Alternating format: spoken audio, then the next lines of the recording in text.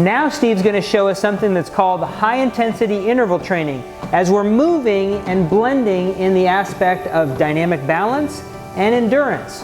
Okay, Steve, let's take it up to 1.6. This is a pretty easy speed for Steve to do on the treadmill now. Now we're going to do a higher intensity interval for about 15 seconds. So Steve, we're going to go up, as we discussed, to 2.9, but only for 15 seconds.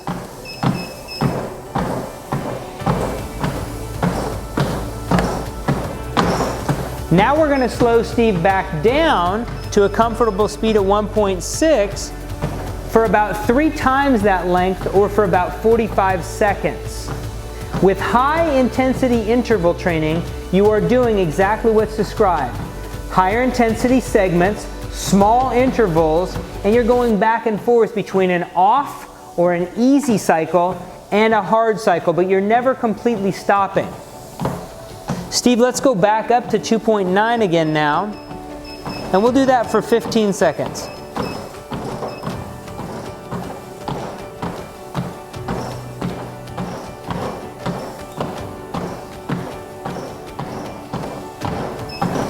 And then we'll take him back down to 1.6. Again, finding the values that are appropriate for you are important, but please understand, high intensity interval training is something that can be done as we're demonstrating here on the treadmill, and later on we'll show you how to do that on a bike as well.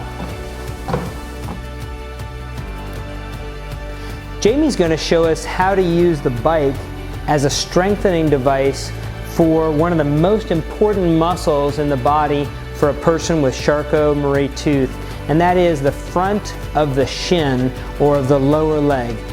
Anatomically, we call that the tibialis anterior, and she's going to use that to lift her ankle up.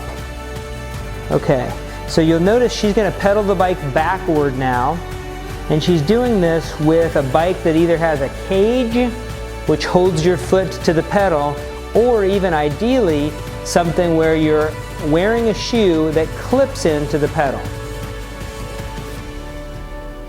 Notice the emphasis where Jamie's pulling her foot up when the pedal is at the bottom portion of the stroke. Just like that. Jamie's going to show us 2 other attributes of endurance now that can be applied on the bike. I want to make very clear that we're using this concept of high intensity interval training on the bike just like we did with Steve on the treadmill.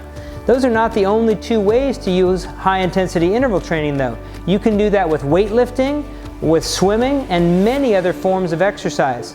Okay, now Jamie's going to go ahead and pedal briskly for about 15 seconds in a row.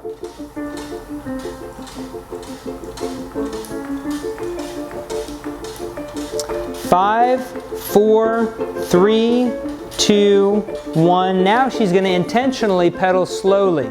This would be an off cycle of the high intensity interval training. That's one other application. Remember, Steve did that on the treadmill. You can do that in swimming or with weights, as I've said.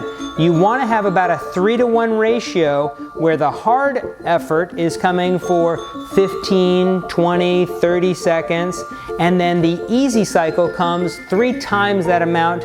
Jamie, go ahead.